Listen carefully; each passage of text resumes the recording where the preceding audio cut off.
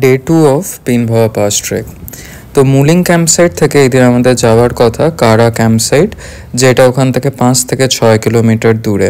তো সকালবেলা ক্যাম্পসাইটে ঘুম থেকে উঠেই আমি দেখলাম যে এক গাদা ছাগলের দল ক্যাম্পসাইটকে ঘিরে দাঁড়িয়ে আছে, তাদের খেলা দেখছিলাম।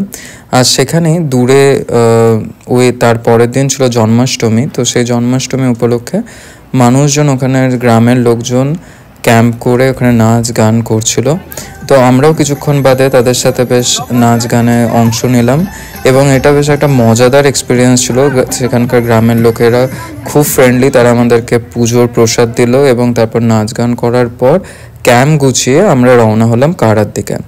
তো এই দিনের একটা স্পেশালিটি হলো আমরা আমাদের ট্রেক লিডার আমাদের নিজেদেরকেই ওই দিন কিছু দায়িত্ব দিয়েছিল ট্রেক করার জন্য। তো আমাদের মধ্যেই দুজন অ্যাজ এ ট্রেক লিডার নির্বাচিত হয়েছিল আর আমি ছিলাম অ্যাজ এ ট্রেক গাইড।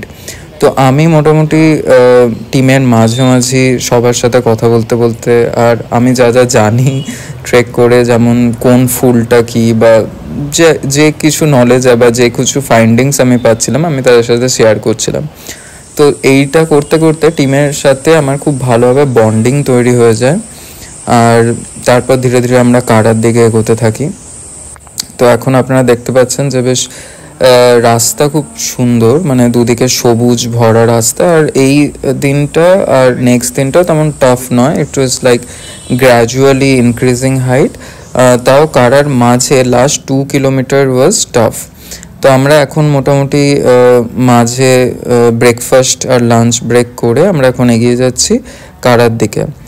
তো এই রাস্তার এই সেকশনটার পরে it will be like continuously steep ascent আছে, তার আগে অবধি এটা ছিল গ্র্যাজুয়ালি অ্যাসেন্ট। নাও আপনারা দেখতেই পাচ্ছেন যে ক্রমশ আমরা পেছনে মুলিং ক্যাম্পসাইটকে ছেড়ে রেখে এগিয়ে চলেছি কারার দিকে।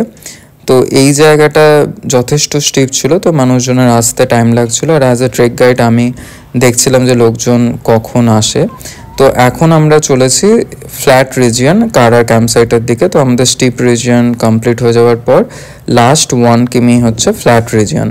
তো কারা ক্যাম্পসাইট হচ্ছে ভাভা রিভারের ধারে খুব সুন্দর একটা ক্যাম্প সাইট, যেখানে আপনারা দেখতেই পাচ্ছেন আমাদের ক্যাম্প আমরা রেডি করে নিয়েছি। আর এই স্ন্যাক্স আর রাত্রের ডিনার করে বেশ কিছু ভূতের গল্প করে রাত্রেবেলা ঘুমিয়ে পড়েছিলাম অ্যারাউন্ড 8-8:30 PM।